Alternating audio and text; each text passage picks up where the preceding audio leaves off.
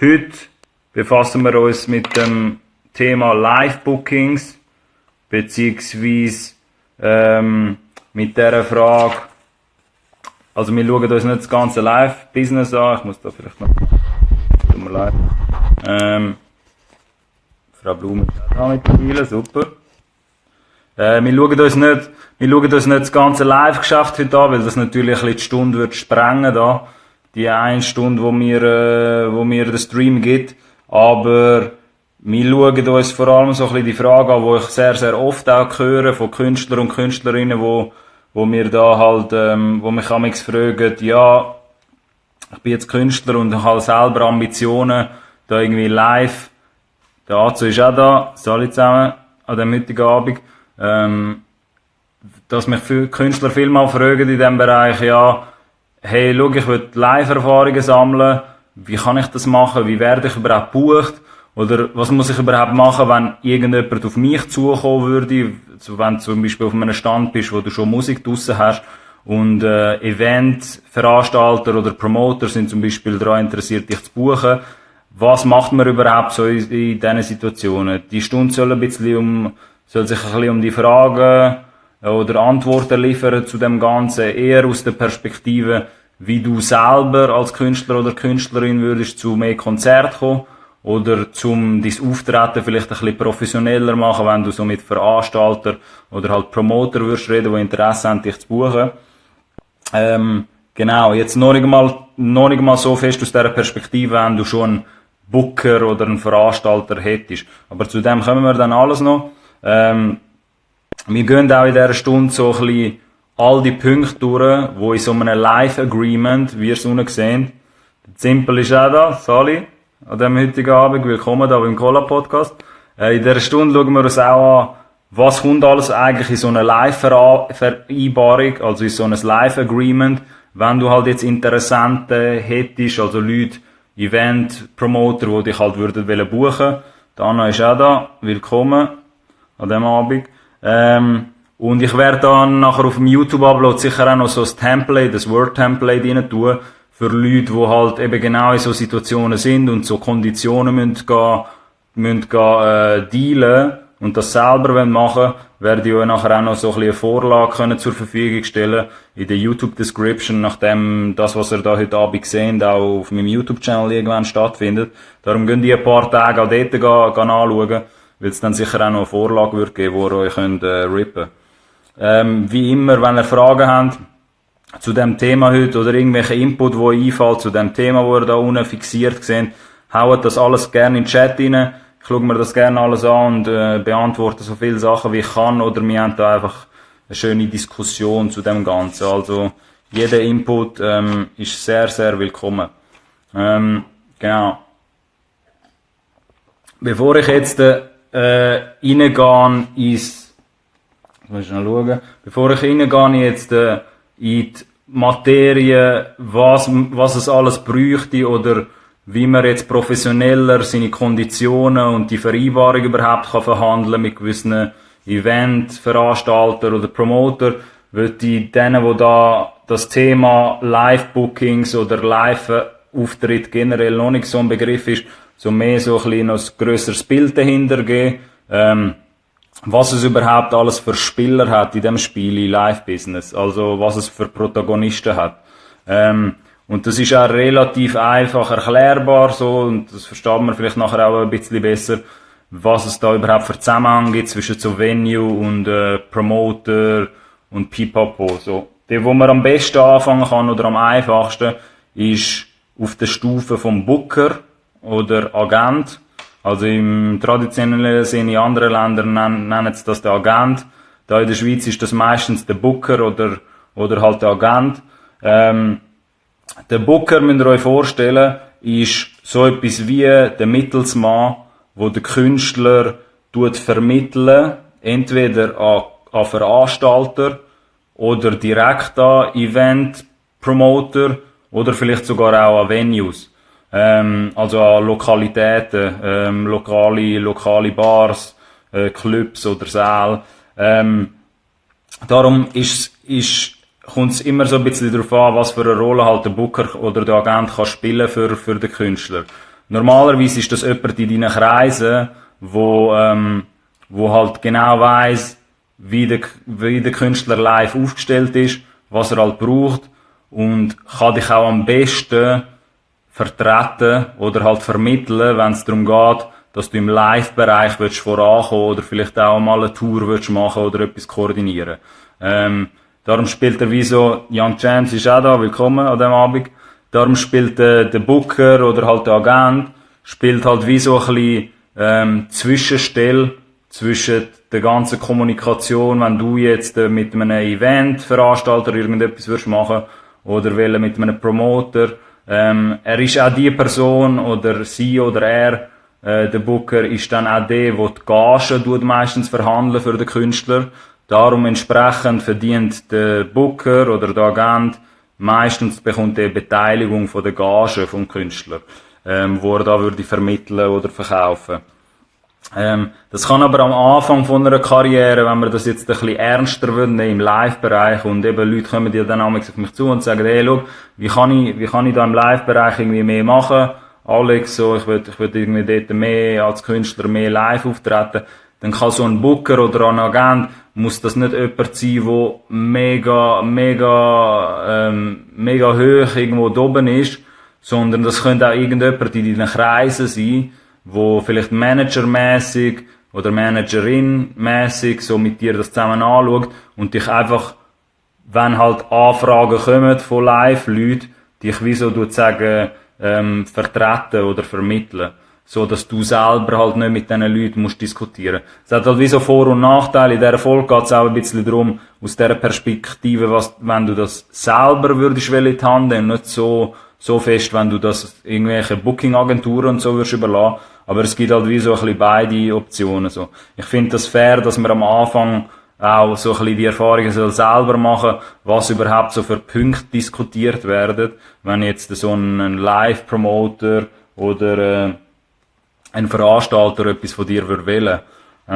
Genau, das ist mal so der Booker. Der Booker ist, wie gesagt, der vermittelt dich, am einfachsten gesagt, an Events, kommt meistens ein Teil von deiner Gagen über oder irgendwie anders. Young Champ schreibt da, I don't know, wie lange es funktioniert, bin Lyon Hotel, hat scheiß Internet. Hey, kein Problem, Young Champs, für die da später dazu schauen, der RIP wird's dann bald auch auf meinem YouTube-Channel geben. Von dem her verpasst ihr da auch nichts, die live nicht zuschauen können. Als zweiter Protagonist, so in diesem Live-Bereich, könnt ihr euch vorstellen, gibt's den Veranstalter, den Konzertveranstalter an sich.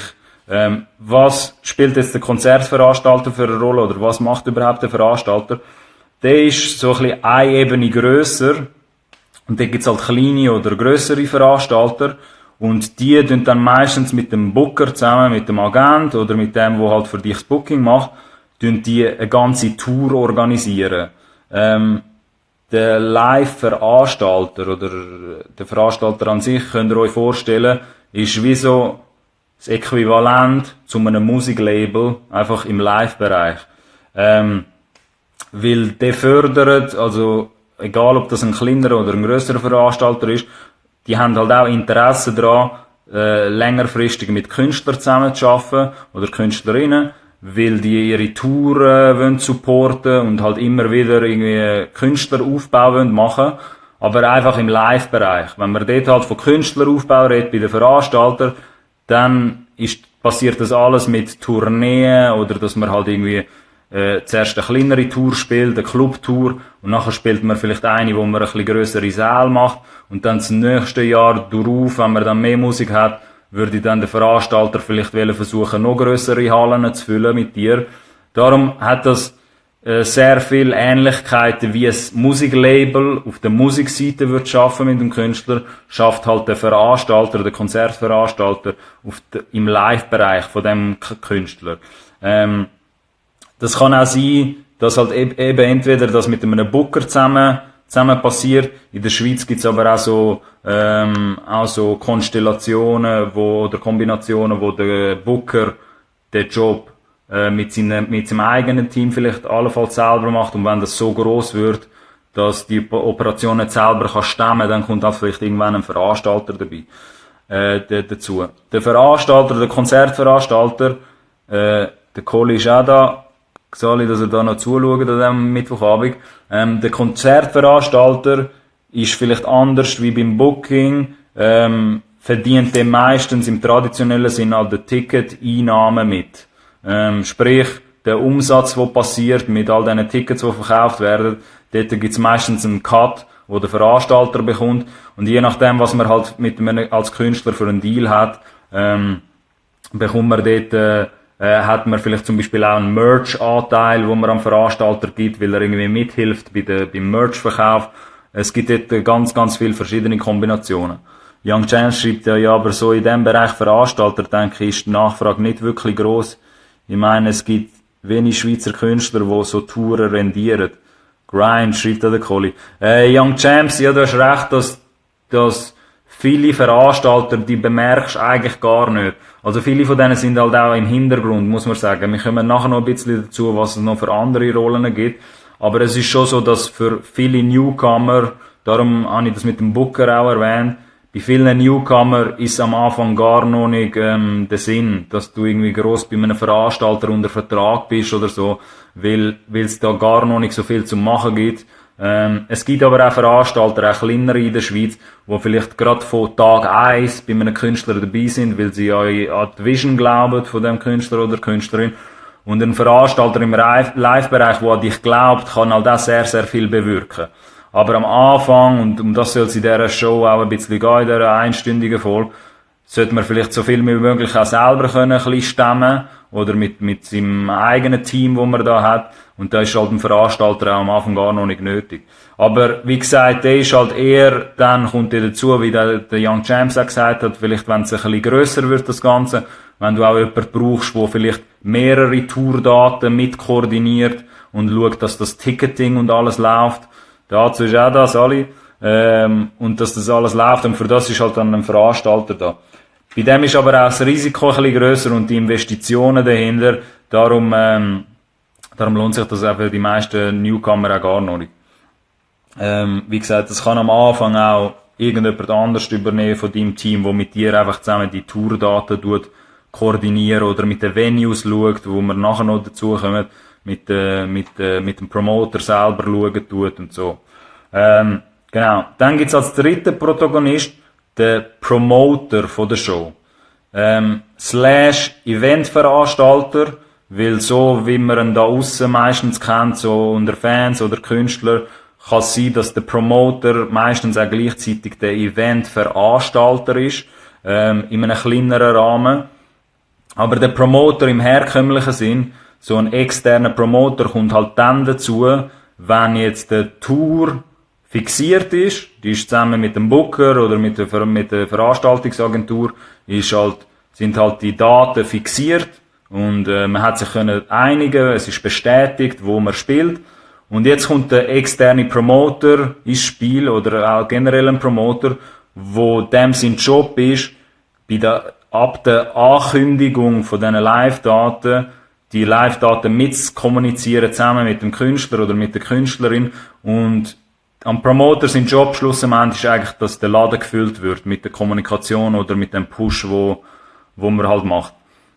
Ja, und Shen schreibt so, yes, ich habe jetzt eben mit einem Kollegen von so einem Art Management gemacht, also so freundschaftlich eher, aber der hat jetzt auch so zwei Gigs können organisieren. Genau um das geht's, Young Champ, ist geil. Halt durch so Connections. Ja, manchmal hilft's natürlich auch, wenn man einfach Leute in seinen Kreis haben, die ein paar Leute kennen, einfach, dass mal so der Bölle ins Rollen kommt und ein paar Gigs kannst organisieren. Wir kommen nachher auch noch ein bisschen dazu, was man so machen kann, wenn man das selber machen will, was man so muss beachten, um das ein bisschen professioneller angehen, das Ganze, wenn man so Agreements macht.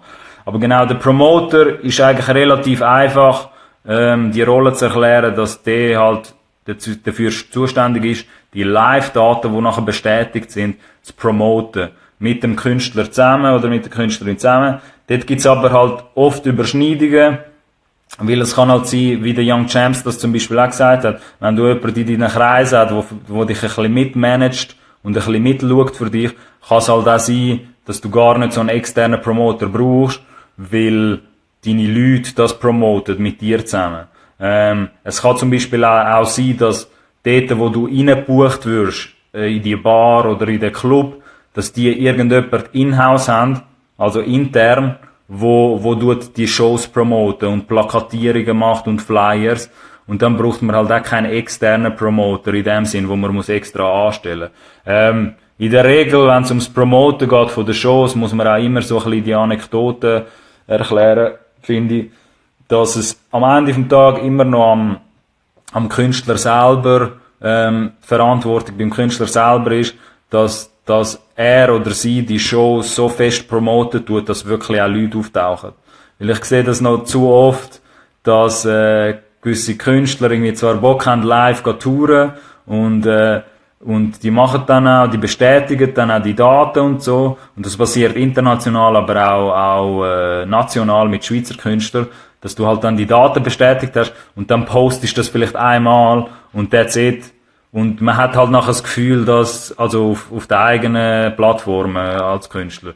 Und man hat dann das Gefühl, dass alle auftauchen nach einem Post oder so. Und ihr müsst euch vorstellen, wenn man da mit einem Promoter, mit einem Live-Promoter zusammenarbeitet, dann ist das auch eine langfristige Kommunikation. Wenn zum Beispiel das Live-Datum oder Tour erst in 4 Monaten startet, dann macht man sich dort, wenn man das professionell angehen will, meistens einen Kommunikationsplan in diesen 4 Monaten und schaut sich auch, okay, easy, wann kommen meine Songs raus oder sind meine Songs schon draussen und in diesen 4 Monaten habe ich jetzt so lange Zeit, x Tage, um die Daten, Live-Daten zu kommunizieren und dort musst du halt langfristig oder auch nicht nur kurzfristig 1-2 Wochen, sondern auch überlegen, okay, wie kann ich mehrere Leute oder eine Masse von Leuten dazu bringen, dass sie dort ankommen. Und für so etwas hilft halt dann meistens auch ein Promoter, ein Live-Promoter, wo da irgendwie drinnen ist in dem Ganzen. So, entweder ist das über den Eventveranstalter selber, wo halt der Promoter und auch der spielt, wo dich gebucht hat, oder es ist zum Beispiel ein Booker in deinen Kreisen, wo dir hilft oder jemand kennt, wo irgendwie gut Live-Daten kann promoten. Aber vieles von dem schlussendlich ist in deiner eigenen Verantwortung für die Künstler und Künstlerinnen, die da zuschauen, dass man das nicht soll, so faul angehen und einfach das Gefühl haben, ja, nach einem Post kommen dann alle so. Es braucht da sehr, sehr viel mehr als nur 1-2 Posts, dass auch irgendwie 100 Leute würden auftauchen oder 50 Leute. Darum muss man dort auch verstehen als Künstler, dass niemand dich retten kann. Auch der beste Promoter kann dir nicht helfen, wenn du selber als Künstler oder Künstlerin nicht Bock hast, die Daten, deine eigenen Daten zu pushen. Genau. Das ist so ein bisschen die Aufgabe von einem Promoter. Und dann gibt's als viertes die Venues selber. Venue ist so ein bisschen ein englischer Begriff, den man vielleicht oftmals hört nachher, wenn es um Live-Bookings geht. Aber das ist nichts anderes als das Konzertlokal. Also die Lokalität, wo dann die Veranstaltung überhaupt stattfinden wird, oder das Konzert. Und das können halt Bars sein, Clubs, Säle, oder überall dort sonst, wo halt wo es Musikveranstaltungen gibt. Dort, in dem Aspekt, wenn es um Venues geht, wie es der Young Champs vielleicht auch schon da drauf gekommen ist mit seinem Team oder andere Leute, bei Venues halten dich zum Beispiel auch nichts davon ab, dass du zum Beispiel selber herausfindest, okay, wo findet bei mir lokal, in welchen Bars oder Clubs findet bei mir lokal Musikanlässe statt oder Musikveranstaltungen und dass du diesen Venues halt direkt würdest schreiben.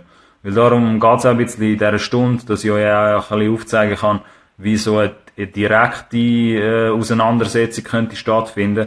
Aber wenn man als Künstler halt die Ambitionen hat, zum live spielen, dann kann man auch gerade so gut diesen Venues vielleicht selber schreiben oder irgendeine Bar, wo ihr wisst, dass die jeden Mittwochabend irgendwie eine Live-Veranstaltung dort haben und Musiker zu Gast haben. Die meisten Venues dann in so einem Fall verweisen euch auch auf irgendeinen internen Booking-Mensch oder irgendjemand, wo sie dort haben, wo für Künstlerbookings zuständig sind. Das kann eben jemand in-house sein oder jemand externes, dann an die sie sich verweisen. Das Venue selber macht das selber nicht, aus dem einfachen Grund, weil die Venues nicht viel von Musik verstehen. Darum haben sie meistens irgendwelche Experten oder Booker dort im Spiel, wo ihnen halt können sagen, hey, das ist der neueste der heisse Scheiß irgendwie lokal. Die Venues sind auch daran interessiert, dass der Laden gefüllt wird. und dass möglichst viele Leute dort irgendwie an der Bar gehen, konsumieren und die wollen natürlich auch, die profitieren auch davon, schlussendlich, dass ein voller Laden ist und Venues haben vielleicht dann teilweise eben wie gesagt eine eigene Promo-Abteilung oder es kann auch sein, dass die Venue auch selber Veranstaltungen macht, ohne irgendeinen Booker, zum halt Umsatz generieren. Und dort kann es halt sein, je nachdem, wer halt dort dazwischen dann noch am Diskutieren ist, kann es halt sein, dass einfach mit dem Venue direkt könntest reden. So eine Situation gibt's natürlich auch. Genau. Jetzt sollte uns ein bisschen ein besseres Bild vielleicht verschaffen, was es halt so für Spieler überhaupt gibt in diesem Live-Bereich.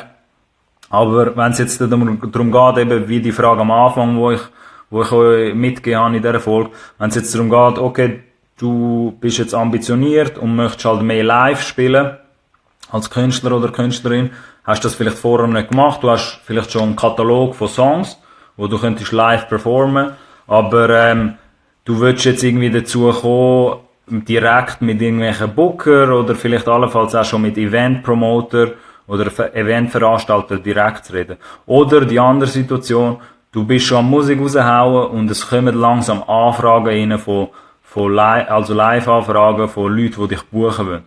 Was macht man jetzt in so einem Fall? Und wie kann man da, wie kann man da am besten vorgehen?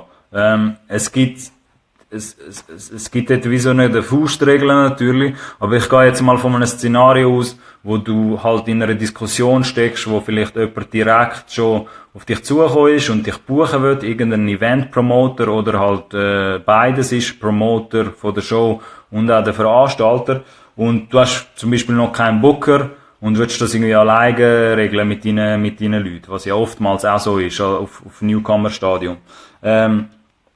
Dann hilft es halt meistens, dass man dort so die essentiellsten Punkte oder deine Forderungen und Konditionen, die du hast, halt schriftlich in einer Vereinbarung irgendwie überschicken, weil die meisten, die halt dann interessiert wären, dich zu buchen, würden dich ja auch nach so einem Rider fragen, nach einem Tech-Rider oder was du halt alles willst. Und im Zeitgleich wird halt immer dann auch gefragt, okay, was wären dann deine Konditionen? Oder was könntest du dir überhaupt vorstellen? Und das mache ich jetzt eher aus der Perspektive, wie gesagt, wenn du das selber würdest in die Hand nehmen, wie du so Diskussionen könntest führen. Und ich würde einfach mal durch eine kleine Vorlage gehen, wie so eine Vereinbarung aussehen könnte, beziehungsweise, ich zeige sie da nicht auf dem Screen, aber ihr werdet sie nachher in der YouTube-Video-Description sehen, wenn ihr die Folge dann ein paar Tage später auf YouTube findet. Habe ich da so eine Vorlage zusammengebastelt, wo ich mit euch jetzt in dieser Folge einfach noch alle Punkte durchgehen, die könnten zu Diskussionen führen, beziehungsweise wo man als Künstler oder Künstlerin auf dem Schirm müsste haben, wenn man so eine Live-Vereinbarung, wie ihr da unten sehen, das Live-Agreement mit einem Veranstalter würde machen. Genau. Jetzt kommt halt irgendein Promoter oder ein Eventveranstalter und hat halt eine Anfrage an euch geschickt und hat Interesse, euch etwas, euch zu buchen für ein gewisses Datum. Und als allererstes, weil es ist ein bisschen in Bereichen aufteilt, was ich mir da notiert habe, wo ihr nachher selber gesehen werdet. Als allererstes, das Wichtigste, Zahlungskonditionen und die Rechnungsstellung. Zahlungskonditionen da, jetzt muss ich da schauen, ich hoffe, man hört mich noch. Zahlungskonditionen, genau.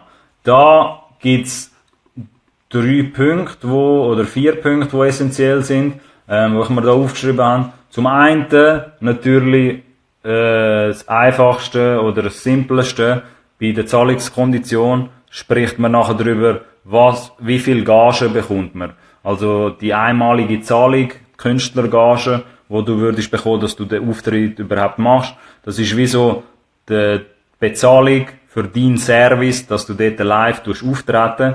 Das ist meistens unter dem ersten Punkt Zahlungskonditionen, macht man das halt aus, die Künstlergage. Und es kann halt sein, dass man das vielleicht vorher in einer E-Mail schon parat gemacht hat und die Künstlerdaten nachher einfach, Künstlergage einfach ersetzen oder eingehen kann da in dem Agreement. Oder man ist noch in der Diskussion, was man würde bekommen.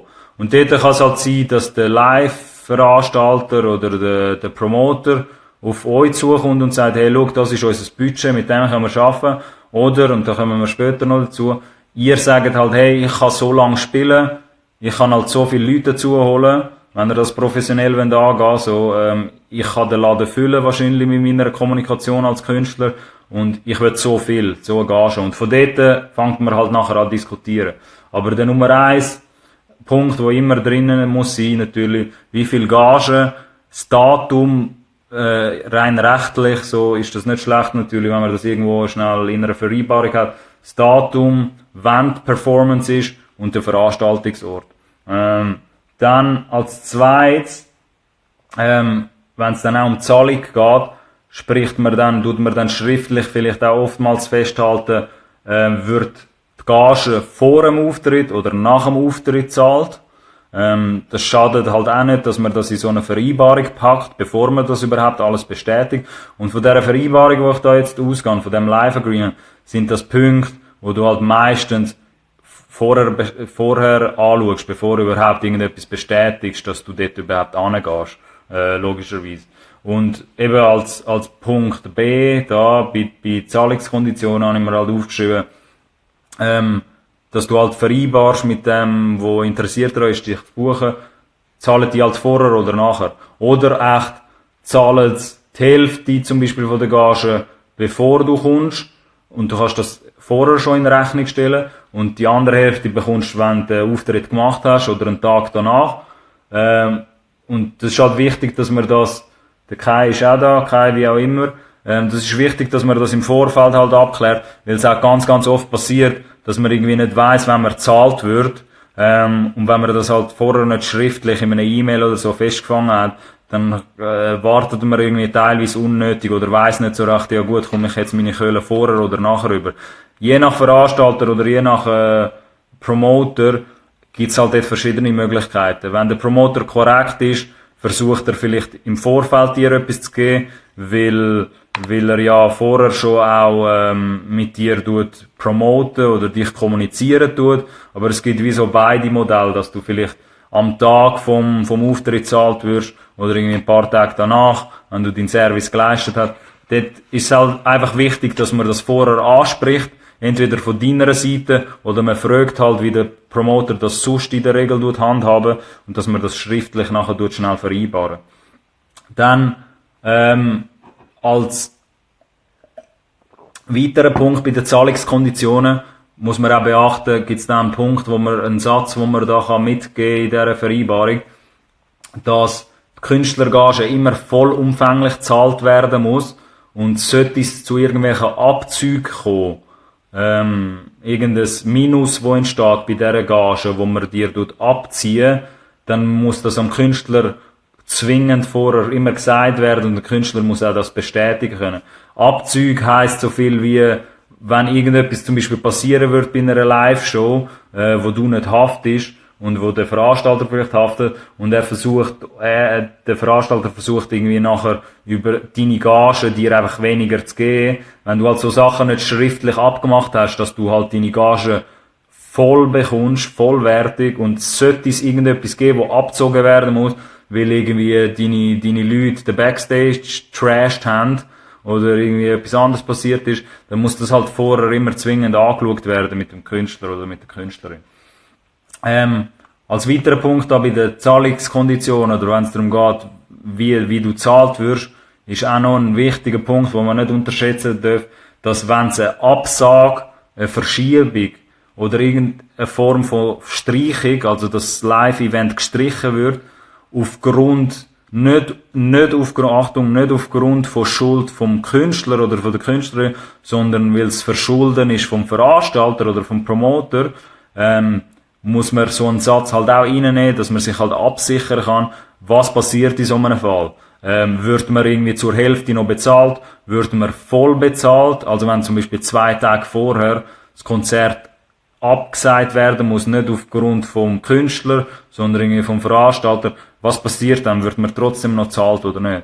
Genau wegen so Fall tut man das halt auch schriftlich rein. Das ist ein kleiner Punkt, der aber sehr, sehr viel ausmachen kann, weil man nie halt weiss, okay, was kann 2 Tage vorher passieren? Jetzt hat man 1,5 Monate ein Live-Datum kommuniziert und nachher steigt der Veranstalter irgendwie aus, aber hat noch können, sage ich jetzt mal blöd gesagt, sich profilieren oder seinen Status aufbauen mit dem Werben, dass er dich an der Show hat, aber muss das Live-Datum irgendwie canceln. Da kann natürlich auch ein Schaden entstehen, ein Image-Schaden für den Künstler oder die Künstlerin. Und genau für so etwas gibt's halt so eine Klausel oder einen Satz, wo man rein tun kann, in so eine Vereinbarung. Genau, das ist alles zu der Zahlungskondition. Dort geht's am Ende vom Tag um die Gage, wo man schriftlich sollte irgendwie verfassen oder notieren. Dann als zweiter Oberpunkt gibt's alles, was mit dem Marketing, mit der Vermarktung und mit der Promotion zu tun hat, mit der Promotion vom Konzert. Und da gibt's auch ein paar Punkte, die man muss beachten als Künstler, weil es da so, ich sage nicht Fallen gibt, aber da gibt's ein paar Sachen einfach, wo relevant sind im Marketing- und Promo-Bereich, wenn man mit so einem Veranstalter oder mit einem Promoter vor allem zu tun hat.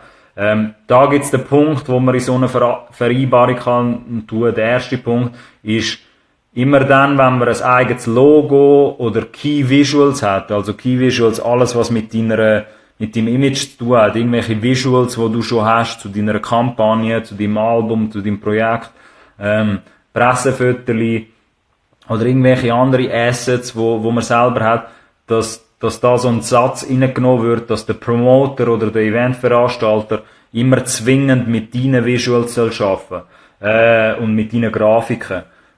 Wieso tun wir das rein? Aus einem einfachen Grund, weil man nicht will, dass der Veranstalter oder der Promoter irgendwelche andere eigene Grafiken macht, oder irgendwie dein Pressefoto nimmt und das völlig verändert und ein völlig anderes visuelles Grafiklayout macht, wo gar nichts mehr mit deiner Vision zu tun hat. So. Darum tut man als Künstler oder Künstlerin meistens sagen, hey, man tut all die Grafiken zur Verfügung stellen und das Logo und alles und bestätigt halt mit dem Promoter, dass vor allem deine Visuals verwendet werden. Wenn natürlich der Event selber oder die Show, wo du bucht wirst, irgendeine so Clubshow, wenn die selber auch noch Visuals haben, dann ist es fair, dass du natürlich ihnen nicht sagen kannst, mach das alles in meinem Stil, aber dass sie zumindest die Visuals und Grafiken, die sie von dir bekommen, halt möglichst integrieren und in Ruhe lassen und nicht irgendwie noch verändern, weil das ist halt mehr so deine Qualitätskontrolle, die du dort kannst machen. Dann als weiterer Punkt bei Marketing und Promotion ist es wichtig, dass man einen Satz rein tut, dass sämtliche Vermarktung und Promotion, wo in Verbindung mit dem Live-Event und dir als Person oder mit dem Image als vom Künstler benötigt immer zwingend eine Bestätigung vom Künstler. Sprich, wenn irgendwelche Promo-Flyers gemacht werden, wo dein Gesicht drauf ist oder dein Name mit deinem Namen geworben wird oder promotet wird, sollen die auch hergestellt werden. Der Wag Fairy ist auch da. Und die Flyer oder die Plakatierungen und so ist halt zwingend immer nötig, dass die vorher mit dir angeschaut werden, dass du da auch noch deine Bestätigung oder dein Ja oder Nein dazu kannst geben, ob du das Gute so findest. Weil sonst gibst du am Veranstalter oder am Event-Promoter den Freipass, dass sie irgendwie dein Gesicht können nehmen oder dein Image und das in irgendeiner Form vermarkten, wo du gar nicht willst. Darum tut man halt meistens so einen Satz rein. Dann auch ein logischer Step natürlich, aber den tut man halt auch in den Bereich Marketing und Promotion, wenn man jetzt diskutieren, dass irgendwie mit deinem Künstlernamen oder mit dir als Image, als Person in irgendeiner Form wird in Verbindung gebracht werden mit einem Produkt oder mit einem Sponsor oder irgendwie mit einem Service, wo halt nichts zu tun hat mit dem Live-Event, dass man dort auch zwingend deine Genehmigung oder deine Bestätigung, dein Approval braucht sozusagen, weil du auch nicht willst, dass dein Name fälschlicherweise mit einem Sponsor in Verbindung kommt, wo irgendwie auf den Event sponsert, aber du nicht so recht weißt, wer da eigentlich dahinter ist.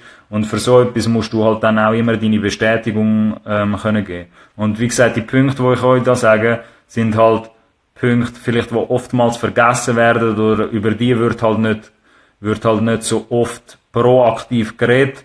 Und darum hilft es auch, dass man die halt schriftlich schnell in eine Vereinbarung rein tut und sagt, hey, schau, das sind meine Konditionen. Unter diesen Bedingungen würde ich es halt machen, unter diesen Punkten, wo ich da jetzt ein bisschen am Aufzählen bin. Wenn du cool damit bist, bestätigen wir das und dann können wir das Live-Datum so machen. Weil so tust du auch sicherstellen bei Marketing und Promotion, dass halt eben, wenn es zum Beispiel einen Sponsor würde geben, dass halt der Promoter trotzdem auf dich muss zukommen und dich um Erlaubnis muss fragen, wenn dein Name oder du als Image sollst mit dem Sponsor in Verbindung gebracht werden. Und dann noch gibt's da noch zwei weitere Punkte unter Marketing und Promotion. Das eine ist jetzt mehr im Promo-Bereich, dass der Künstler ohne ausdrückliche Erlaubnis, also der Veranstalter oder der Promoter nicht darf irgendwelche Promo, also Interviews oder irgendwelche Fan-Meet and Greets oder irgendeine sonstige Art von Promo, darf der nicht einfach machen oder buchen, ohne dass er vorher das mit dir besprochen hat. In den meisten Fällen muss man das nicht regulieren, so, das ist jetzt übervorsichtig, dass man auch so einen Satz da würde reinnehmen, so eine Vereinbarung. Aber man versucht halt, zu vermeiden, oder so Sätze tut man halt rein, wenn zum Beispiel der Promoter ein bisschen übermotiviert irgendwelche Meet and Greets mit irgendwelchen Nasen einbuchen und du erfährst es irgendwie plötzlich erst, wenn du beim Venue bist, eingetroffen bist, nach dem Soundcheck, erfährst dann irgendwann, du musst da irgendwie noch ein Meet and Greet machen, wo du nicht einmal okay gesagt hast dazu. Wegen dem tut man so etwas rein. Oder auch Interviews mit irgendwelchen Medien, die vor Ort sind, dass das halt vorher alles mit dir abgesprochen werden muss. Darum tut man halt so einen Satz rein. Und dann als Punkt F in dem Bereich Marketing und Promo auch ein ganz, ganz wichtiger Punkt, dass sämtliche TV, das hat halt dann auch mit Medien natürlich zu, oder mit Leuten, die filmen, aber das wird halt auch unter Marketing und Promo geht, dass sämtliche TV, Radio oder Internetübertragungen oder irgendeine Art von professionellen Filmcontent, wo dort aufgezeichnet wird, dass das immer zwingend mit dem Künstler vorher besprochen werden muss und dass auch der Künstler das Okay muss geben, dass das überhaupt erstens mal gemacht werden darf, egal ob das Medien sind oder der Veranstalter selber, wo das Konzert zum Beispiel aufnehmen oder Live-Content macht, egal ob Audio oder Video. Und vor allem ist das halt wichtig, dass man auch ganz klar vorher abmachen, dass wenn Videomaterial würde bestehen, wenn man es halt übervorsichtig machen, dann tut man so Klauseln rein als Künstler, dass man sagt, sämtliches Videomaterial, das entsteht, darf nur der Künstler selber für kommerzielle Zwecke verwenden. Was heisst das? Wenn du irgendwann einmal würdest ein Live-Album oder irgend so etwas machen, wo du kommerziell verkaufst, oder auf YouTube würdest die Videos verwerten, die Live-Videos, dann sollen die Nutzungsrechte zu dem exklusiv dir gehören. Und du willst nicht eine Situation haben, wo der Veranstalter irgendwie ohne deine Erlaubnis an deinem eigenen Konzert das ganze Konzert aufgenommen hat und das plötzlich auf seinen YouTube-Channel tut oder irgendwie kommerziell verwenden, auf seine Art und Geld damit macht, ohne um deine Erlaubnis gefragt hat. Und wegen dem tut man halt so eine Klausel rein oder so einen Satz, dass halt auch sämtliche Übertragungen, Livestreams im Internet natürlich, oder irgendwelche Radios oder Medien, die auch dort sind, zu dem Punkt kommen wir dann später noch dazu, dass die halt das mit dir abklären oder der Promoter dort zwingend deine Bestätigung braucht. Genau, das ist alles zum Marketing und Promotion. Wie gesagt, für die da noch später einschalten, die letzten 20 Minuten schauen wir uns noch an, was man da in so ein Live-Agreement alles kann rein tun, wenn es zu so einer Diskussion kommt mit einem Promoter oder mit einem Eventveranstalter, der dich möchte buchen. Aber für die das später noch schauen wollen, den Cola-Podcast gibt's auch als YouTube-Channel. Dort gibt's auch ganz, ganz viel mehr Themen, die ihr finden werdet. Und die Folge kommt dann in 2-3 Tagen auch dort drauf, zum nochmal anschauen.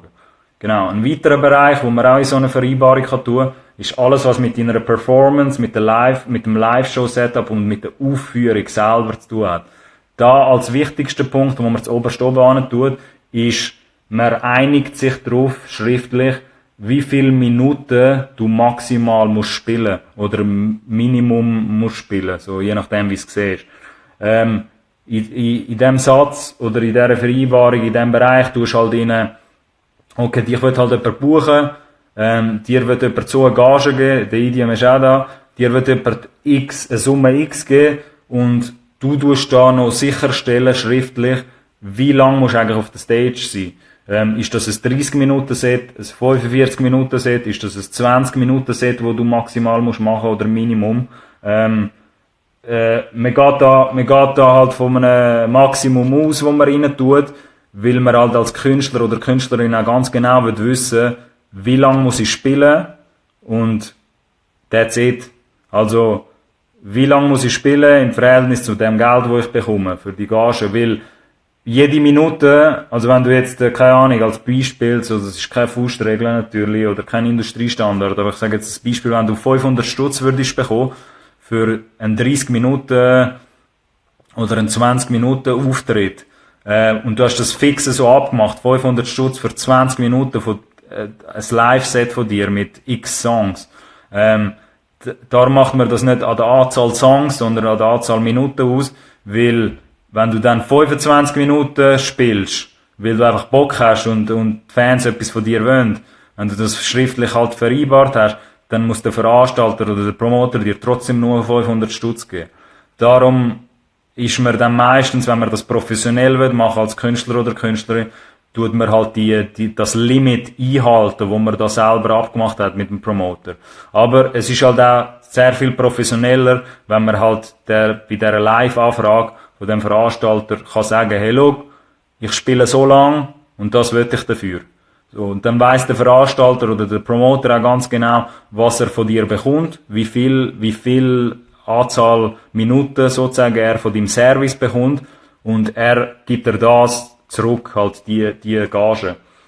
Und das kannst du immer so ein bisschen selber ausmachen. Wenn du jetzt halt 5 Songs hast, 6, 7 Songs oder halt einen grösseren Katalog, dann kannst du halt dir selber ein bisschen ausmalen, okay, schaffe ich überhaupt ein Halbstunden-Set, schaffe ich ein 45-Minuten-Set und dann kann man das halt dementsprechend so anbieten. Genau. Beim Bereich Performance, Live-Show und Aufführung kommt auch rein, und das ist so ein Satz, wo halt irgendwie selbstverständlich ist, aber es gibt da noch einen Satz, wo man rein tun kann, der Künstler behaltet sich so vollumfänglich das exklusive Recht und die Kontrolle über die Natur, die Präsentation, die Produktion und den Inhalt von seiner Show. Das ist so eine Klausel, die man rein tun kann, muss man nicht, aber kann man rein tun, wenn du das Gefühl hast, der Veranstalter oder der Promoter schwätzt dir da rein, wie deine Show soll aussehen, dass das eigentlich alles am Künstler überlassen soll sein und natürlich da niemand soll reinpfuschen. Genau. Als dritter Punkt dort noch, tut dann wiederum der Promoter, kann dann schriftlich noch festhalten, oder sollte man festhalten, dass der Promoter gewährleisten muss oder sicherstellen muss, dass es nicht zu Störungen oder externen Einflüssen kommt in deiner Show, dass du halt deinen Job kannst machen, wenn du halt eine halbe Stunde dort eingebucht worden ist, dass dich halt niemand stört dabei. Und dann auch da, aber das geht auch ein bisschen den Marketing- und Promotion-Gedanken von vorher in diesem Bereich, dass halt am Künstler vorher das mit dem Künstler angeschaut werden muss, wenn in irgendeiner Form Sponsoring oder Werbung auf der Stage sichtbar ist, dann muss das der Künstler zwingend vorher wissen und darum tut man das auch schriftlich vereinbaren, weil es oftmals vorkommt, dass irgendwelche ominöse Promoter, du kommst halt dann dort an und dann siehst du auf der Stage plötzlich irgendeine Werbung von irgendeinem Produkt, wo du gar nicht irgendwie willst, dass das neben dir dort, während du an der Gitarre bist oder am Performen bist, neben dir irgendwie ganz gross irgendeine Werbung zu einem Produkt ist. Wegen dem tut man halt auch so einen Satz rein, dass der Veranstalter oder der Promoter das mit dir anschaut. Genau. Da kommt auch bei Live-Setup und in dem Bereich Aufführung und Live-Setup kommt auch rein, dass man angeht, man wird mindestens so viel x Minuten Soundcheck-Zeit. Dass der Promoter oder der Live-Veranstalter das sollte gewährleisten oder sicherstellen, dass du zum Beispiel 30 Minuten Soundcheck möchtest. Darum tut man das auch im Vorfeld amigs sagen, dass halt der Promoter auch ganz genau weiss, okay, schau, er braucht so lange, um sich dort einstellen und die Zeit wird man dann am Künstler oder der Künstlerin auch geben. Genau. Dann, als weiteren Bereich gibt's Tickets. Da gibt's 2 Punkte, ganz schnell, wo man könnte schriftlich vereinbaren oder wo man kann schriftlich notieren. Und das sind alles, again, die Punkte, die ich da aufstelle, sind natürlich alles Sachen, wo man mit dem Promoter oder mit dem Veranstalter, der dich buchen will, mit dem Eventveranstalter, zusammen muss anschauen und schnell aushandeln muss. Aber das sind einfach mal so die essentiellsten Punkte, die man nicht vergessen sollte. Bei Tickets gibt es 2 Sachen. Dort, dass der Promoter x Anzahl Gästelistenplätze für den Künstler oder Künstlerin zur Verfügung stellt, dass man das notieren oder festmacht vorher. Und auch dort wichtig und unterschätzt man oftmals, dass der Promoter oder der Eventveranstalter dir muss sagen, wie die Ticketpreise aussehen und ob es verschiedene Preisstufen gibt. Weil als Künstler wird man halt oftmals das irgendwie selber ein bisschen mitregulieren oder mitbestimmen, dass halt weil wenn die Preise irgendwie zu hoch sind aus irgendeinem Grund, dann fällt das meistens schlecht auf den Künstler zurück, weil halt irgendwie der Künstler oder die Künstlerin nachher den ganzen Hate mitbekommt. Gästeliste unbedingt vorher abklären, sagt der Frau Blum, genau. Hat es schon zu oftmals gegeben in der Historie von Konzerten, dass man irgendwie 2 Tage vorher oder einen Tag vorher die Gästeliste macht. Und vielleicht wird man ja seine Eltern einladen oder irgendwelche Freunde, vielleicht nicht gerade 30 Leute, aber so Gästelistenplätze unbedingt oder Tickets unbedingt vorher immer in so eine Vereinbarung nehmen. Das ist sonst immer so eine Pain im Nachhinein, ja, schreibt der Frau, genau. Und dann gibt's noch als Oberbegriff, wo wir da noch in diesen 12 Minuten anschauen können, gibt's noch einen weiteren Bereich. Das ist alles, was mit dem Merchandise und mit der Vermarktung zu tun hat. Dort tut man so Klauseln in so einer Vereinbarung, dass man als Künstler oder Künstlerin sagt, unbedingt notieren, der Künstler hat das exklusive und das alleinige Recht, Merchandise, Musik oder sonstige künstlerbezogene Merch-Gegenstände zu verkaufen. Wieso tut man das rein? Weil vielleicht irgendein Veranstalter, der Dorian ist auch da, Young M ist auch noch dazugekommen, willkommen da bei dem heutigen Abend am Colo-Podcast. Am Mittwoch beim Colo-Podcast, das soll ich so sagen. Wieso tut man das rein mit dem Merchandise? Weil es vielleicht irgendwelche ominöse Promoter oder Veranstalter oder irgendwelche komische Gestalten gibt an diesen Konzerten, die nachher irgendwie Bootleg-Merch verkaufen wollen, wo gar nicht diese offizielle Merch ist. Control ist auch noch da. Willkommen. Und darum tut man so einen Satz rein, dass halt alles, was mit Merch Gegenstand zu tun hat, dass das alles Recht am Künstler selber exklusiv ist, dass er oder sie die Einzigen sind, die dort etwas Offizielles verkaufen dürfen, wo irgendetwas mit dem Musiker zu tun hat. Genau, da tun wir halt einfach noch rein in die Vereinbarung unautorisierte Merchandise-Gegenstände, also Bootleg-Sachen, vom Promoter dürfen halt dann nicht verkauft werden, sondern es muss alles vom Künstler verkauft werden. Genau, und dann als weiterer Punkt bei Merchandise und der Vermarktung, das geht jetzt mehr um die Vermarktung, tut man rein, dass der Promoter, und das ist auch eine Klausel, die man oftmals vergisst, und es kann dir teuer stehen oder kann ein Schaden entstehen, dass der Promoter oder der Eventveranstalter deine Person, dein Image nur in Verbindung mit dem Live-Konzert vermarkten, für das du gebucht worden bist und für nichts anderes. Wieso tut man so einen Satz rein? Weil es kann sein, dass du ein Live-Booking machst mit dem Veranstalter oder mit dem Promoter und irgendwann siehst du dann plötzlich eine Neujahrsparty, wo du gar nicht dort bist, aber irgendwie, nice to know, thanks, Young M. Ja, eben, für die das noch verpasst haben da, wir reden über eine Vereinbarung, was man da alles in so ein Agreement kann tun, wenn man da selber buchen will. Und das sieht man nachher später, werde ich die Vorlage oder das Template auch noch in die YouTube-Description tun. Dort werdet ihr dann so ein Word-File finden, wo ihr euch herunterladen könnt, so ein dreiseitiges Word-File, wo ihr auch selber nutzen könnt. Aber eben, wieso tut man halt so etwas rein? Weil du nachher plötzlich irgendwie dein Face auf irgendeiner Neujahrsparty gesehen vom gleichen Promoter, aber du bist gar nicht dort. Das passiert so oft bei irgendwie semi-professionellen Anlässen, dass nachher dein Gesicht oder dein Image plötzlich für etwas anderes verwendet wird, für das du überhaupt dort bist. Darum tut man einen Satz rein, am besten, wo es heisst, sämtliche Image oder sämtliche Eigenschaften zu deinem Namen, zu deiner Bekanntheit, zu deiner Person oder Persönlichkeit soll nur immer in Verbindung mit dem Live-Konzert verwendet werden, für das dich der Promoter auch angestellt hat oder eingebucht hat. Genau. Das ist alles zum Merchandise und Vermarktung. Dann gibt's noch einen Punkt Versicherungen, Schaden und Verlust. Sehr langweilig, I know, aber kann dich teuer zu stehen kommen, wenn du da nicht so eine Klausel rein tust für dich selber oder das mit dem Promoter vorher abmachst, dass man dort unter Versicherungen einfach auch noch einen Satz rein tut oder das mit dem Promoter abmacht, dass der Promoter oder der Eventveranstalter gewährleisten tut oder sicherstellt, dass alle Versicherungsmaßnahmen natürlich deckt sind und dass der Künstler oder Künstlerin für jeglichen Schaden, wo nicht aufgrund von der Künstler passiert ist, und das können auch so Sachen sein, also allerlei Kosten. Das kann auch sein Verletzungen, Unfälle, Todesfälle, so wenn's ganz traurig wird teilweise, dass Sachen, die halt wirklich nicht wegen Künstler entstanden sind, und von der Versicherung vom Veranstalter natürlich gedeckt werden muss, dass es auch ganz klar schriftlich vorher festgemacht wird. Die meisten professionellen Promoter und Veranstalter, Eventveranstalter, geben euch das natürlich auch mit, aber die Vereinbarung ist jetzt eben eher aus der Perspektive, wenn man das irgendwie selber angeht und dass man das mit dem Promoter auch abmacht, weil es gibt natürlich auch dort irgendwelche schwarze Schafe, die nicht richtig versichert sind und nachher irgendwelche Künstler einladen, und nachher passiert irgendein Scheiß und dann heisst es, hey, wir geben dir die Gage nicht, weil es ist irgendwie etwas kaputt gegangen, wofür der Künstler gar nicht kann und dann hat man das nicht schriftlich abgemacht und man kommt plötzlich Gagen nicht über oder irgendeinen anderen, ich nenne es mal charmant, Fuck-Shit passiert nachher so. Genau, da kommt halt eben der Punkt rein, dass der Künstler in keiner Hinsicht haftbar werden kann gemacht werden für Schäden oder Unfälle, die passieren, die nicht wegen ihm sind.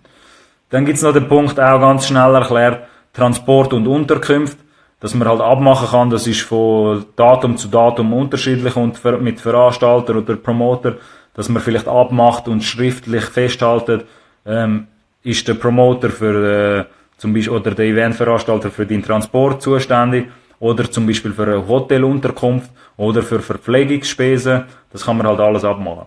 Und dann in der gleichen Vereinbarung oder separat kann man wie so einen Rider machen, nennt sich der, für Live-Equipment und für Backstage. Sprich ganz einfach, was für Equipment brauchst du vor Ort, um dein Ding zu machen, um dein Datum zu machen. Da tut man halt eine Auflistung geben von dem Equipment, das man brauchen würde. Oder Sachen, die man selber mitnimmt, aber Sachen, die noch der Veranstalter muss organisieren.